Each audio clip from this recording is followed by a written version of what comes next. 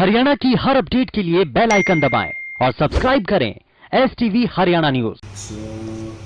Covid के चलते लंबे अंतराल के बाद हुई मंत्रिमंडल की बैठक में कई अहम फैसले लिए गए हैं। एक कोविड से रिलेटेड फैसला भी लिया गया है। जिन दानी लोगों ने कोविड के चलते चिकित्सा उपकरण दान में दिए थे उनको GST से छूट दी गई है और ये छूट पहले समय से लागू होगी। इस मंत्रिमंडल की बैठक में और क्या फैसले लिए गए ये हम जानेंगे कैबिनेट मंत्री कंवरपाल गुर्जर से। गुर्जर साहब हमारे साथ हैं। नमस्कार सर। जी सर, ये बताएं कि आज मंत्रिमंडल की बैठक हुई है लंबे अंतराल के बाद, क्या अहम फैसले लिए गए? बहुत से फैसले आज लिए गए। जैसे हमारा हरियाणा लोक सेवा आयोग है, उसके मेंबर जो थे 8+1 था कि बार हमने उसका फैसला लिया कि अब आने वाले टाइम में वो 5+1 होगा। और इसी प्रकार से जो हमारे वाहन थे उनके रजिस्ट्रेशन का जो एक सिस्टम था वो जहाँ एजेंसी थी वहीं पर था, जो पर्सनल वाहन थे, तो उसके रिजल्ट बहुत ही अच्छे रहे। मेरा ख्याल पिछली बार में 8.5 लाख वाहन के करीब रजिस्टर हुए। तो उसके अब की बार हमने जो कमर्शियल वाहन है, जो मतलब बड़े हुए कमर्शियल वाहन है, तो वो भी हमने रजिस्ट्रेशन की पावर नहीं ध्यान लग रहे दे दी हमने कि अब वो वहाँ पे ही रजिस्ट्रेशन उनका हो सकेगा। ऐसे ही जो व्हीकल पकड़े जाते थे किसी वजह से उनको चालान भुगतना पड़ता था, तो उनको एक निश्चित ऑफिस में जाना पड़ता था, वहीं वो चालान की राशि अदा कर सकते थे। तो आज सरकार ने एक निर्णय लिया कि अगर इस प्रकार का कोई चालान करता है, अगर एट द स्पॉट भी कोई उसको भुगतना चाहता है तो वहीं पर उसको चालान की राशि वहीं उससे ले ली जाएगी। और ऐसे ही जो कोविड-19 में कुछ लोगों ने हमें बहुत से इंस्ट्रूमेंट दान में दिए, तो उन सब के ऊपर GST लग जाता है। तो सरकार ने आज निर्णय लिया कि हम उनमें GST में छूट दे रहे। और जब से कोविड शुरू हुआ था तब से लेके आज तक जितने भी लोगों ने हमें इस प्रकार के कुछ इंस्ट्रूमेंट दिए हैं, तो हम उनकी जो GST है वो रिफंड करें। सर, ये बताएं कि ये GST जो, क्योंकि कोविड जो है 2020 से है, यानी कि पिछले साल से कंटिन्यू है, चाहे उसे पहली लहर कहें, इसको दूसरी लहर कहें, ये जो छूट है क्या पिछले साल वालों को भी मिलेगी? हाँ, नहीं, जितने लोगों ने अभी तक हमें इस प्रकार का कोई भी सहयोग किया है तो निश्चित तौर से उन सबकी। एक दूसरा ये बताएं, क्योंकि HPSC है जो राज्य के लिए अधिकारियों की नियुक्ति करती है, इसके सदस्यों की संख्या कम करने का क्या कारण है? देखिए, ये काम के हिसाब से है, मतलब कई प्रदेश ऐसे हैं जहाँ इससे भी कम है, 4+1 भी है कई जगह।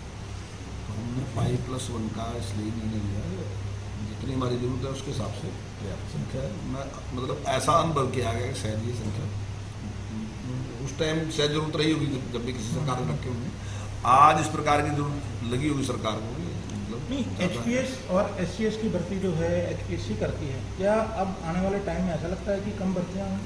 नहीं, भर्तियाँ बिल्कुल कम नहीं होंगी। पिछले के मुकाबले में हमने ज़्यादा भर्तियाँ की हैं, और जितनी भर्तियाँ होती हैं उतनी में 5+1 से बहुत अच्छे से काम हो सकता है। एक दूसरी और बड़ी बात है, क्योंकि हरियाणा में नई व्यवस्था शुरू होने जा रही है ऑन द स्पॉट चालान भुगतने की। ये बताएं कि या ट्रैफिक के चालान ही इससे भुगते जा सकेंगे, या ओवरलोडिंग है, या कोई इलीगल जो व्हीकल जा रहे हैं उन सब के चालान जो है मौके पर भुगते जा सकेंगे? नहीं, जो ओवरलोडिंग का भी है उसका भी वहीं उसके भुगतान हो सकेगा। जहाँ भी जिस प्रकार का भी चालान होगा उसका भुगतान होगा। हर तरह के चालान, हर तरीके के चालान जो इस प्रकार से भुगतान किया जा सकेगा। मैं इससे हट के एक सवाल और करना चाहता हूँ कि ये बताएं, क्योंकि 10वीं का आपका रिजल्ट आ चुका है, 12वीं का रिजल्ट का एक तो क्या हमारा पैटर्न तैयार हो गया है कि किस आधार पे हमने जो नंबर बच्चों को देना है, कि परीक्षाएं ना लेने का फैसला सरकार कर चुकी है, और ये रिजल्ट कब तक आउट किया जाए? देखिए, लगभग जो पैटर्न हमारा मैट्रिक का रहा है लगभग वही रहेगा। अभी इस पर जो हमारा बोर्ड है उस पर भी अध्ययन कर रहा है, और निश्चित तौर से लगभग वही रहेगा। और जल्दी हम इसका रिजल्ट भी डिक्लेयर कर देंगे। लगभग 1 महीना मान के चलोगे, हम 1 महीने में इसका रिजल्ट।